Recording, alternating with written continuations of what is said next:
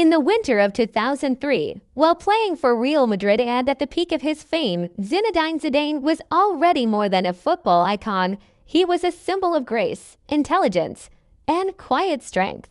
Known for his elegant play and rare humility, he rarely sought the spotlight off the pitch.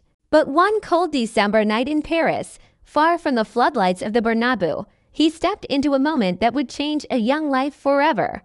The boy's name was Karim, a 17-year-old from the outskirts of St. Denis, a northern suburb marked by economic hardship and social tension.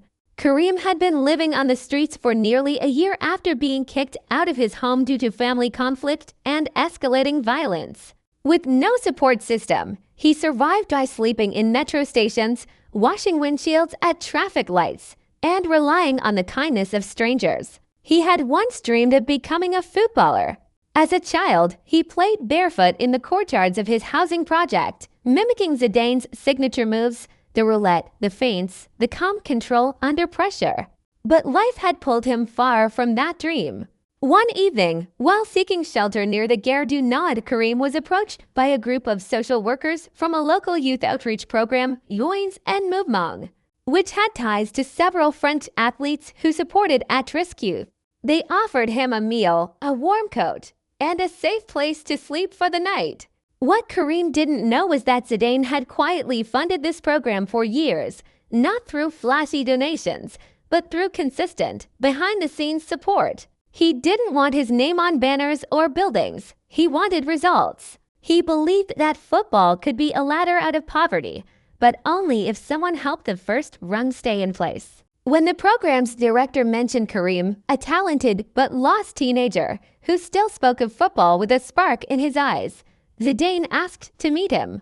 The meeting wasn't staged. It took place in a small community center, away from cameras and press. Zidane arrived in simple clothes, no entourage, just a calm presence that immediately put Karim at ease. He didn't lecture. He didn't offer empty promises. Instead, he listened. He asked about Karim's life, his struggles, his memories of playing football, and what he still hoped for. He saw not a statistic, but a young man who had been failed by systems and circumstances. Within days, Zidane arranged for Karim to join a residential program in Lyon that combined education, psychological support, and access to elite-level football training. The program was partially funded by the Zidane Foundation, a quiet initiative focused on helping disadvantaged youth find stability through sport and education. More than just enrollment, Zidane ensured Karim had a mentor, a former youth coach, who had worked with him in Marseille. He also covered the cost of tutoring, therapy, and even travel so Karim could visit his younger sister, who remained in Paris with a foster family. Over the next 2 years, Karim transformed. He completed his secondary education, earned a place on a semi-professional team, and began volunteering at youth centers, sharing his story with others who felt trapped. By the time he turned 21, he was working as a sports coordinator for a community outreach program, helping boys and girls avoid the same path he had walked. He never forgot the man who had looked him in the eye and treated him like someone worth saving. For Zidane, this was not a one-off act of charity. It was part of a lifelong belief that success means nothing if it doesn't lift others. Born to Algerian immigrants in a working-class neighborhood of Marseille, he had faced discrimination, poverty, and doubt. He knew what it felt like to be unseen.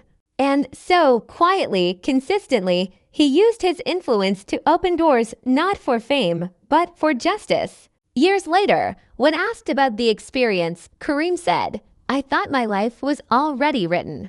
Then Zidane showed me I could still write it myself." And for Zidane, that was the greatest victory of all, not the Ballon d'Or, not the World Cup, but the moment a lost boy found his way back. Because sometimes the most powerful pass isn't made on the field, it's made in the shadows, where no one is watching.